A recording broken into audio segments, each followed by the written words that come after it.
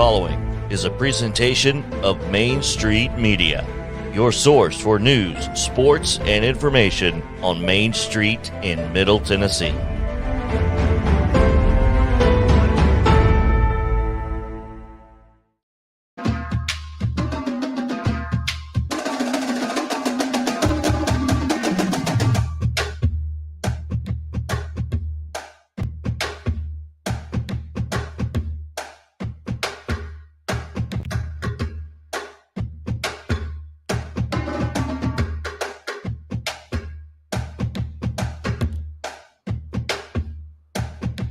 Welcome to Main Street Preps North, brought to you by Main Street Media TV.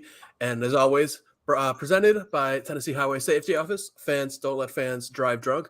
My name is Brady McAtamney here with my co-host, Blaine Kellar. Blaine, how you doing today? And let's get a weather update. Yeah, I'm not bundling up because of the cold weather. It is cold in Nashville, but, I'm really trying to up my fashion sense a little bit. Layering's a big thing going on, kind of trendy right now. So I don't know if I'm doing it right, but I'm trying at the very least. It's a 40-degree day here in Nashville. It'll be another 40-degree day tomorrow. Winter is here. It absolutely is. I was going to say, you look pretty good today, wearing a nice collared jacket with the hoodie underneath. Definitely got the bundling up trend, looking pretty good.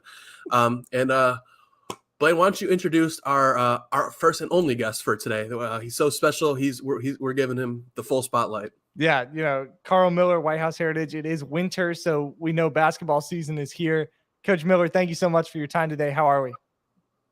Hey, we're doing good. Yeah, Coach, I'm going to start with probably the most basic question I've asked any coach, in the year that I've been here in Robertson County. And if there's anybody who probably knows it, it's you. As the first season of basketball kicks off, just about every team, not only in Montgomery County or Robertson County, just throughout the entire state, has these first two games. Some of them call them Hall of Fame games. Some of them call them Hall of Champion games. I normally just overlook that part and call it the season opener. Coach, as you guys kick off your season tonight against Portland, what on earth is a Hall of Fame game, and how is it different from the rest of the seasons? Well, the best I can remember, Blaine, when they created the Hall of Fame week several years ago, half of the gate goes to the TSSAA Hall of Fame, and those games didn't count on your record. And then they changed it and called it the Hall of Champions week and gave coaches an option. You can count it or not count it. Well, that didn't work very well. So they are still the Hall of Champions. It's still Hall of Champions games. The TSSAA does get half the gate to help fund their Hall of Fame, and these games count, whether you win or whether you lose. So absolutely, we look at it. This is our first basketball game of the year. It's the season opener, and it counts. It matters, and I think that's why it's a little confusing maybe to some fans and other people out there. But these games do count against our record, so we're going to make sure that we play it just like a real game. Well, and I asked, I think on Tuesday, I was at a Hall of Champions game for Springfield. And I think I asked an assistant principal the same kind of question. And, there does seem to be some overall confusion about it. But thank you for kind of clearing that up. With tonight's game against Portland, just talk about the excitement that you have kicking off another season here at White House Heritage and how you're feeling about your team early on. Well, I get excited about every game and every season. So, I guess when I stop getting excited, maybe it's time to step aside. But, our team is in search of their own identity in the post-Daniel Bell era. I've been pleasantly surprised by our practice efforts and our play in our scrimmage games. So we haven't talked about success a whole lot. But, optimism is a competitive advantage. And we do have some optimism within our program right now. And, hopefully that will carry over onto the floor. Yeah, you mentioned it's the post-Daniel Bell era. You guys finished 15-15 last year with Daniel Bell. I'm curious because, 500, that's like the perfect baseline, almost to look at for this coming year. Do you guys think that you can get above 500 this year, or is it expectation that, maybe you might finish a little below that? the expectation every year is to be above 500. Last year, we started off the season really well. And, some you guys may know this, you may not know this, but we lost 4 out of our top 6 players due to injury and suspensions. I have 3 of those 4 back this year. So one of them will be our second leading scorer from last year before he was hurt, and Hayden Thompson. He's a 6'5" shooting guard. So he's back. Gavin Burnett, another senior, who's an excellent shooter, just an overall good player, good athlete. He's back from injury. He had a broken foot last year. And then we have Dontarius Teasley, who returns to the team as well. So he's probably the best athlete on our team. And then we have 8 seniors. So, and then we have a couple of juniors and some sophomores that'll be able to help. And then we have a 6'8" freshman that's also going to be in the rotation. Talking with White House Heritage coach Carl Miller. Coach, you mentioned that hot start. You guys were 9-2 in your first 11 games. And then at that Christmas Classic point, it kind of just, the wheels almost fell off a little bit. And you do mention the injuries there. Whenever you do graduate a guy like Daniel Bale, who scored over 20 points a game, signed with Bethel, and is, I believe, over there right now, do you think there's going to be more of a balance offensively for this team this season? 100%. I think last year, we had to bring some guys up that didn't have any varsity experience at all, and they were actually starting for us due to the injuries and suspensions. So, but they have valuable experience from last year. They feel very comfortable on the floor this year with that experience. So I think that's going to help, and a lot of times, we weren't a good shooting basketball team last year. And I think we looked for Daniel a lot, but it was easy. We were easy to guard because you could put 2 guys on Daniel because they were basically just saying, here, we're going to let you shoot the basketball. We weren't a good shooting team. So that's something we've really focused on in the off season is becoming a better shooting team and learning how to share the basketball. So, I think the guys are pretty confident. So we'll see. Like I said, we got a lot of optimism, and hopefully that'll carry over onto the floor. How much shooting goes into working on shooting? I think I kind of remember last year, a couple of years ago, whenever Oral Roberts made the NCAA tournament, they mentioned that, if you wanted to be a top option on their team, you had to make, I think, 1,000 buckets or something in the offseason. It was something crazy like that. How much shooting did you guys kind of do to work on that in the offseason? Well, we started in the summer, trying to change the mechanics and really working on the fundamental shooting. And then in August, when school started, we gave them a number of 150 makes a day. We challenged our guys to make 150 shots a day. That could be a layup, a chip shot, a 3, whatever, but to make sure they kept up. We charted them. That was their goal, is to make those. I can't remember what the total was, maybe 10,000 shots. So, and we had some guys make that. And, we had some guys really work hard, maybe that didn't make it, but they at least tried to. And so that's, we just emphasize how important it is that, that we've got to learn how to score. And you don't have to be a great shooter to be a great scorer. And, we emphasize that as well. So it's been that and defense have been the 2 top priorities for our program right now. That you guys mentioned at the tip here was Avery Coles, your 6'8" freshman. My biggest question, and I'm sure I'm going to be asking you a lot about him this year, is how do you kind of come across a guy like that? Do you just get lucky and have a 6'8" guy enter your building? How did that come about? Well, his parents have lived here in White House for a long time. He went to school, elementary school here. He went to middle school here. He was 6'6" in middle school last year. Wow. So, yeah, he kind of dominated the middle school level, and then he's grown another 2 inches. And honestly, I don't think he's through growing. So, Avery's a great kid. With his size, you don't find many 14-year-olds with his size that are as skilled as he is. So, he is definitely going to fit into the rotation. We're going to use him to our advantage because – basically my varsity is all guards. For Heritage, usually we're taller than most teams in the past, but not this year. So he's really the only true center that we have, and then I have a team full of guards.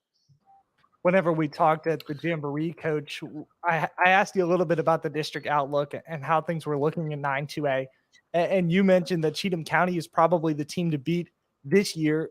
Whenever you look at that team and the great shooting that they have, how do you think you guys kind of match up to them and the other teams around you? Well, they got everybody back except for one, and I think they got 9 seniors, and some of those have been starting since they were freshmen. Especially, they got the two of the best players in the district for sure, and Maverick Lee and Carter. Those guys are going to be really hard to guard. It's going to have to take some scheming. We haven't gotten that far, obviously, but Cheatham County, those boys have been playing together for so long.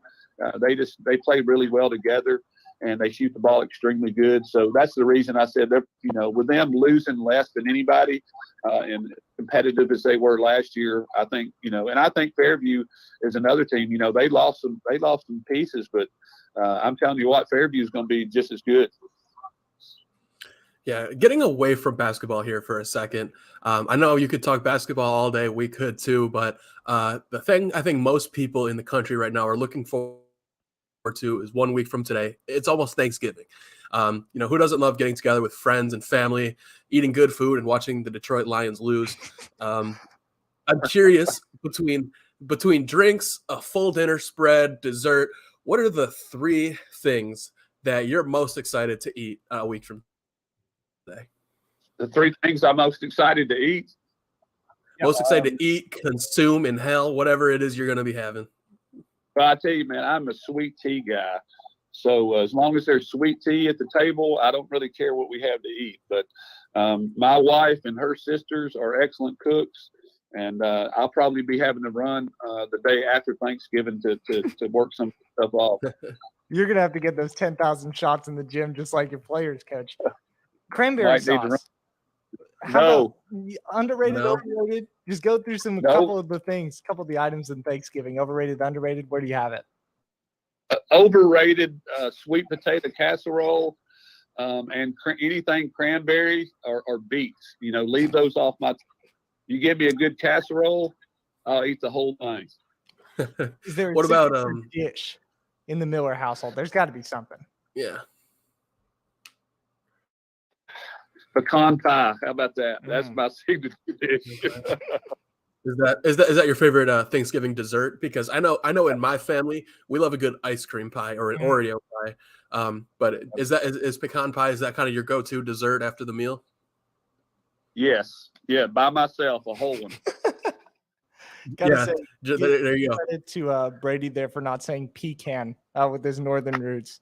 But Coach Miller, thank you so much for your time today. Really excited to see how you guys pan out, not only in the season opening game against Portland, not only at Thanksgiving, but even past that throughout the season. I appreciate you guys. Thanks for everything you do for these high school athletes, and we appreciate what you do for coaches as well. So y'all enjoy your Thanksgiving if I don't see you before then. Thanks, Coach. Thanks, Carl. You too. One quick break here. When we come back, we're going to be getting into our usual segments. One thing, game of the week, player of the week. We'll see you on the other side.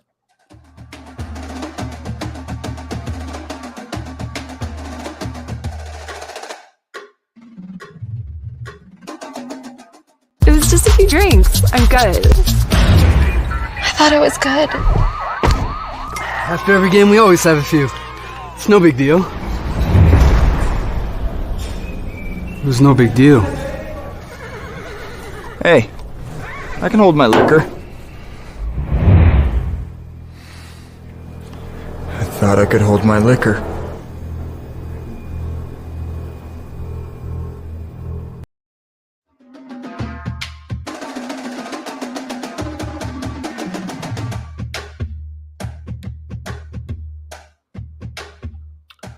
We're back on Main Street Preps North, brought to you by the Tennessee Highway Safety Office. Fans don't let fans drive drunk.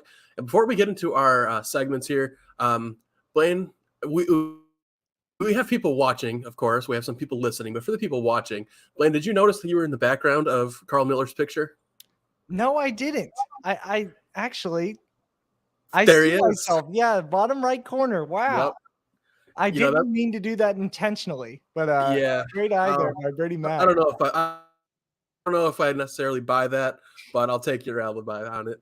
That's kind of a fun game we like to play, is especially during basketball season, is seeing ourselves in the background of our photographers' pictures, kind of almost photobombing these athletes and coaches. It's pretty fun.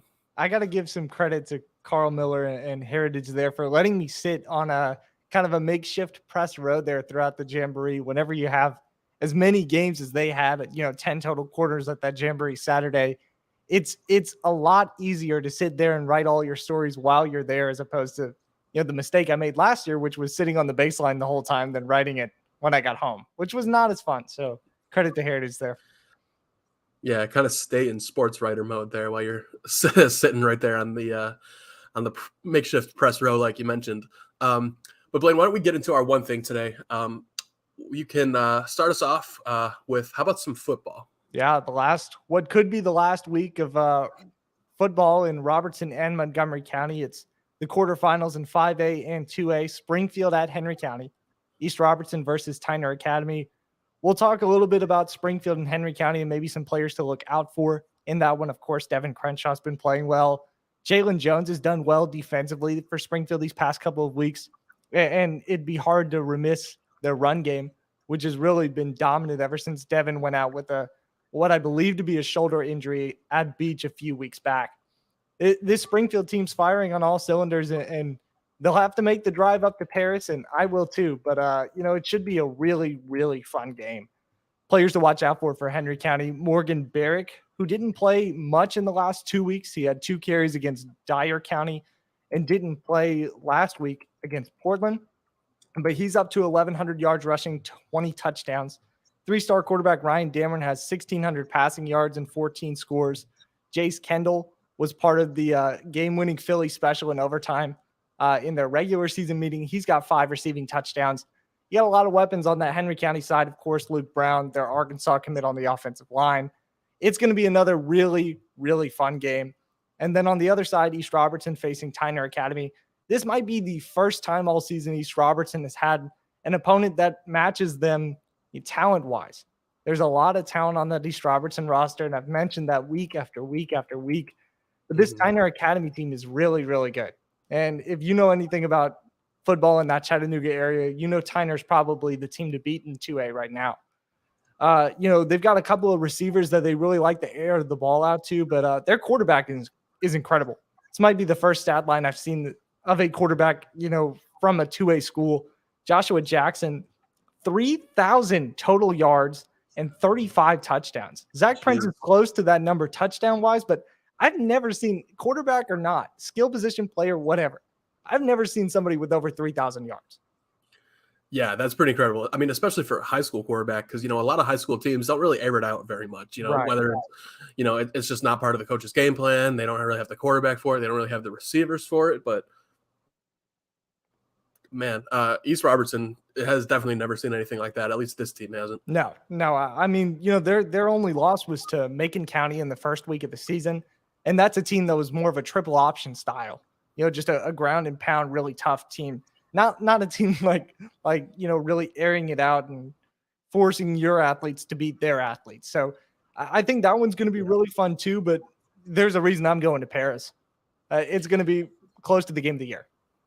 Yeah, that for me, it's almost been like a yearly trip to Paris. This is the first year I was actually telling you after Clarksville ended their season, which I'll get into in a second here. I avoided a trip to Paris this year for the first time since I moved here. But, there's kind of a little something special about making that drive. Obviously the fans over there are just ridiculously passionate. You have to drive slow through Dover, all of that. I mean, and that's just going to be an insane game. I mean, if it's anything like that regular season game, it'll be a game of the year contender. Absolutely. And credit to their field too. I love a good turf field, and you don't get one of those around Robertson County or even Montgomery County yet.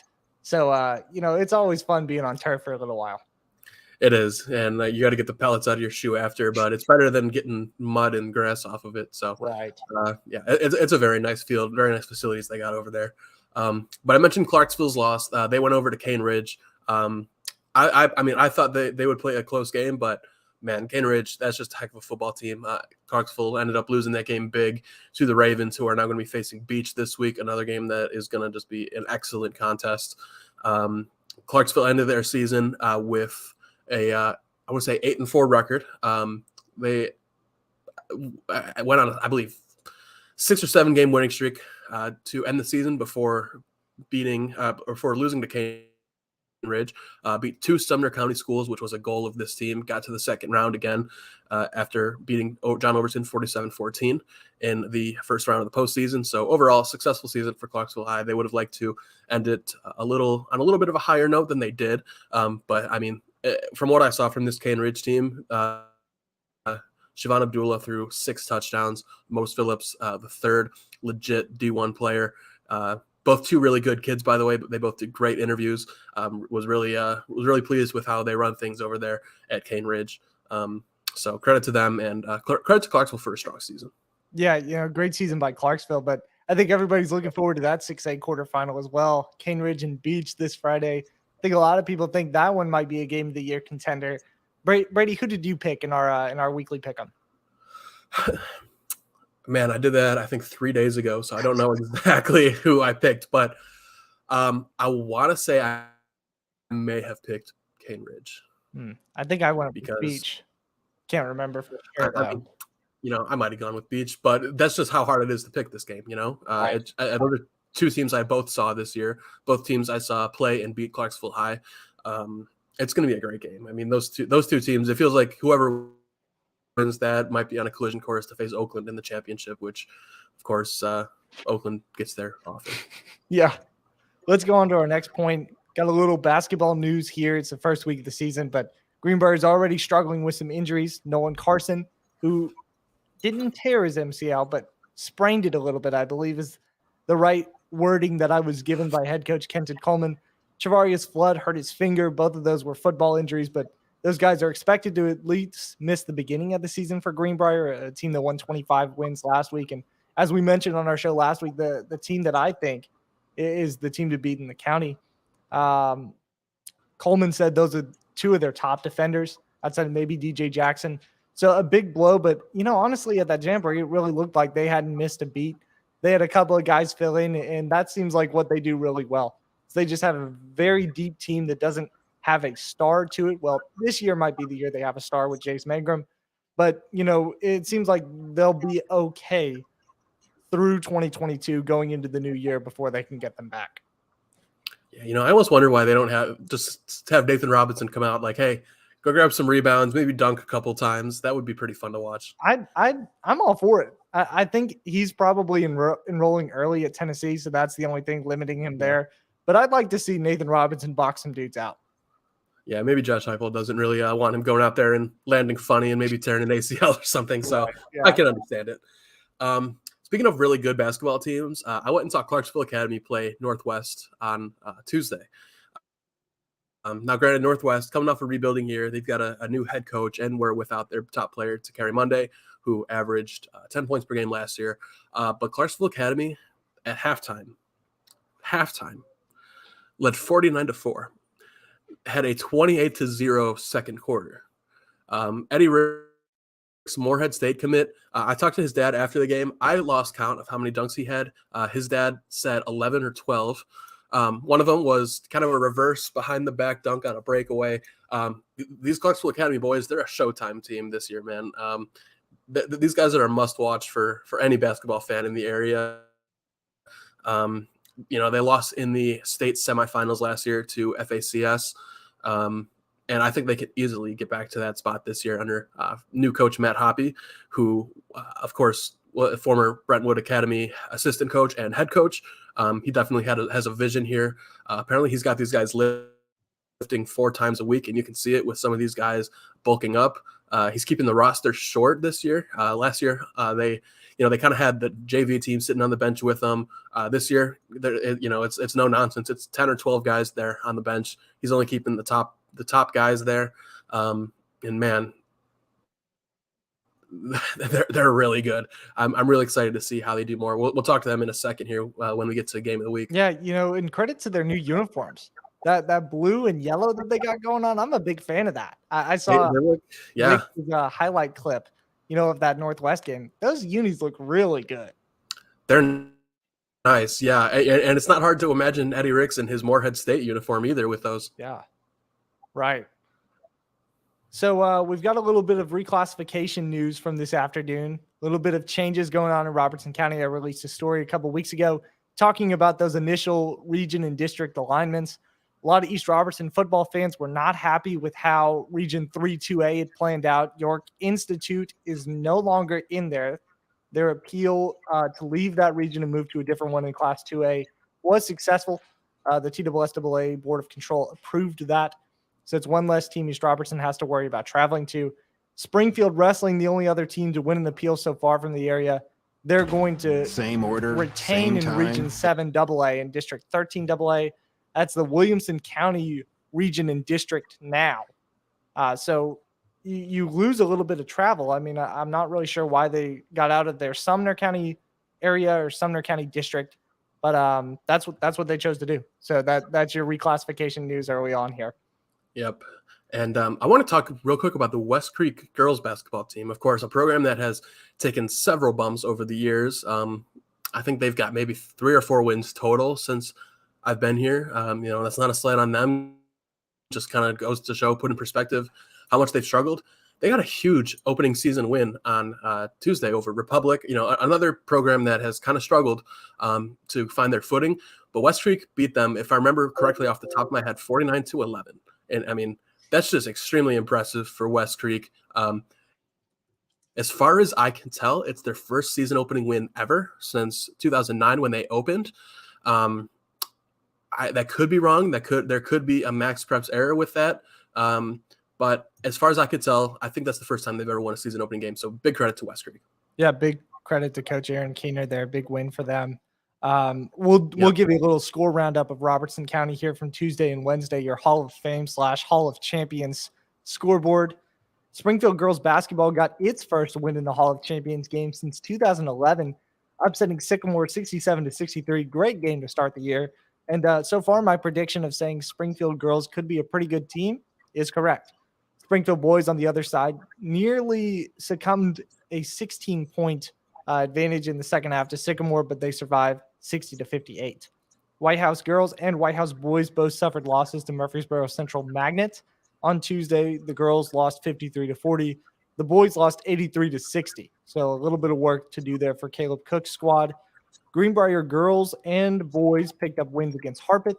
The boys, I believe, 57-29. I've got 50-29 in my notes, but I think it's 57. Big win for them against the Harpeth team that they played pretty close in the opener last year. On the girls' side, Greenbrier gets a 50-42 win. It's the first time in a while that they've won a season opening game too. And to close out the slate, East Robertson boys basketball, your reigning Class 1A state champions, dropped a 66-50 decision to Portland. Yeah, so let's get real quick into our game of the week. I can imagine yours will be football. Yeah, either quarterfinal game if you want to stay in the county and go to East Robertson. Tyner, if you want to travel with me to Paris and create a little caravan, that's good too. It's going to be a really fun game, a lot of history on either side. And I think you can't make a wrong decision here. Either of these are going to be good. Yeah, my game of the week, Clarksville Academy travels to Lebanon today. 2 top teams in their classifications on the boys' side. Eddie Ricks, of course, Morehead State commit versus Jared Hall, a Tulsa commit. So 2 D1 guys, 2 great athletes. Of course, both teams have great players around them too. Very excited to see how that one turns out. We'll have Tommy Bryan at that game. Covering that, of course, Lebanon guy. And as far as player of the week goes, I got to mention Amari Berry real quick. I can promise you this won't be the last time she's my player of the week. Tied a school record with 44 points in the team's season opening win against Dixon. And give me another girls basketball player from Springfield for my player of the week, except this one's a freshman who came off the bench, Shamaria Pope. Get used to that name for Springfield. Scored 20 points and led the Jackets in scoring with 10 at the half. Really calm play at point guard for somebody who's making their first ever minutes at the high school level. Yeah, very impressive. Big player for Tara Corin's team. I know she's very excited to have her. That's going to wrap it up for today. We, of course, are going to be taking a break next week with Thanksgiving coming up. We're going to be enjoying some food, football, family. My personal favorite is mac and cheese. Blaine, you got a favorite? I think Thanksgiving's kind of overrated, but I guess I'll go mac and cheese is a solid selection. Stuffing's pretty good too. I just don't like how it feels afterwards. Get too tired. Fair enough. That's what naps are for. But anyway, thank you guys. We will talk to you in 2 weeks. This has been Main Street Preps North brought to you by the Tennessee Highway Safety Office. Fans don't let fans drive drunk. Have a great day.